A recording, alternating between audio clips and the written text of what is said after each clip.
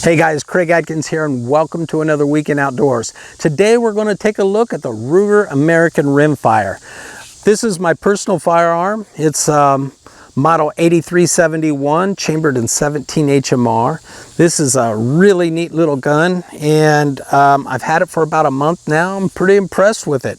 You know, the Ruger American Rimfires come in all shapes, sizes, and descriptions. They have a lot of different features depending on the caliber, and you know, I'm sure you can find one that's right for you. I did. And so anyway, you know, when you take a look at this gun, one of the first things I wanted to talk about is the stock.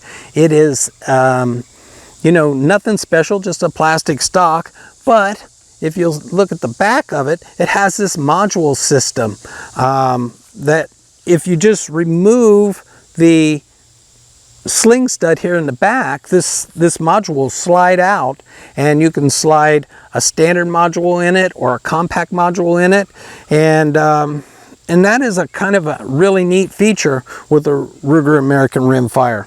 Kind of like that a lot. Mine came with the high comb, and I think I'm going to leave it just that way. I like it a lot. Moving up the stock, we get to the safety. This is a Tang Saftey, and you know, I think it's in a perfect place. It's easy to get to, easy to flip on and on. Wouldn't change anything on the safety. The bolt handle is not too big, not too small. I've owned 17s with smaller bolt handles than that, but I think it's a great size. It works really well. Have no issues with that at all. But one of the issues I did have was with the trigger. According to Ruger, these triggers are adjustable 3 to 5 pounds. Well, my trigger averaged 4.2 pounds, and that's pretty tough for me. You know, I couldn't live with that. So I wanted to adjust it, but nowhere in my manual did it show me how to adjust that trigger, and I couldn't find any videos online how to adjust the trigger. But I did find videos online on modifications I could make to this trigger, and I found one modification that only took me 5 minutes from start to finish and took my trigger from a 4.2 pound trigger to a 1.5 pound trigger. Now I absolutely love the trigger on this gun, and it was exactly what I was hoping it to be. So you might, if you get one of these, you're not happy with the trigger, you might look around online and see if one of those modifications might be right for you. You know, one of the other features that I wasn't really thrilled with about this gun was the barrel.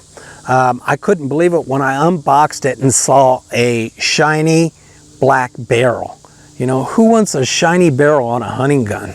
I couldn't believe it.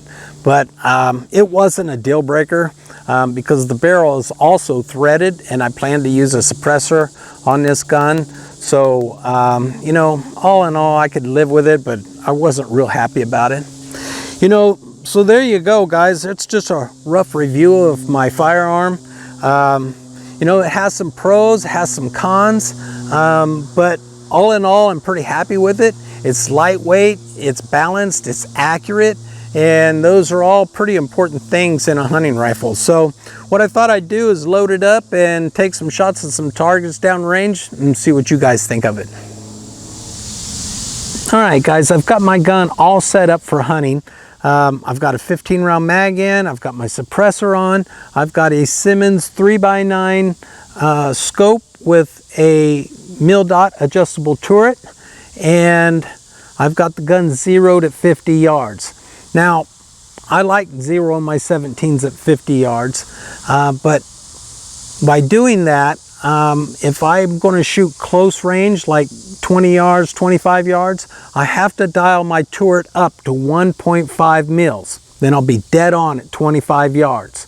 And then as I move out to 50 yards and out to 150 yards, I just return to zero, and I'm good from 50 to 150. So I've got my turret set at 1.5 mils right now. We're going to take our first shot at 25 yards, then we'll do 50, 75, and 100. So let's get to it.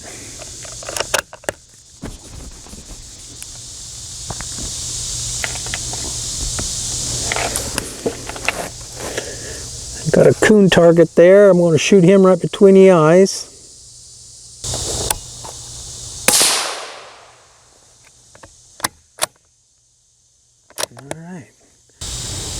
All right guys, I've got everything moved out to 50 yards now, ready to take a shot. Now I do have to dial back down to 0 because remember I was shooting 25 yards and I was at 1.5 mils, so I'm going to return it to 0.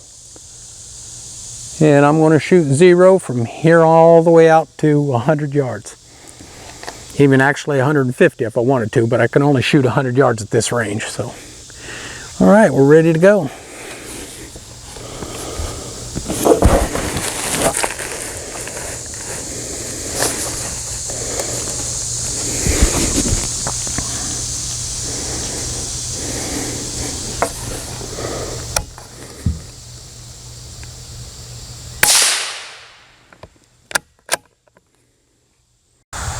All right guys, I got the target set up at 75 yards. Let's see what we can do at 75.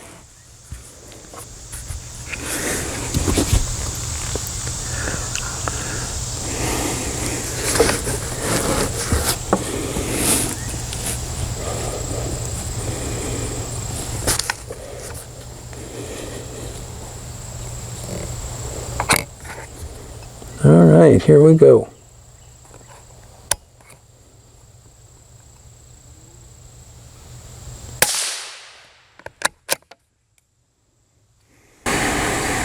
All right guys, we're ready to take our last shot. I've got the target out at 100 yards, all set up.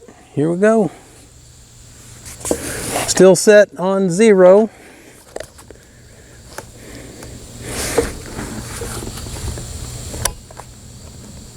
Right between the eyes.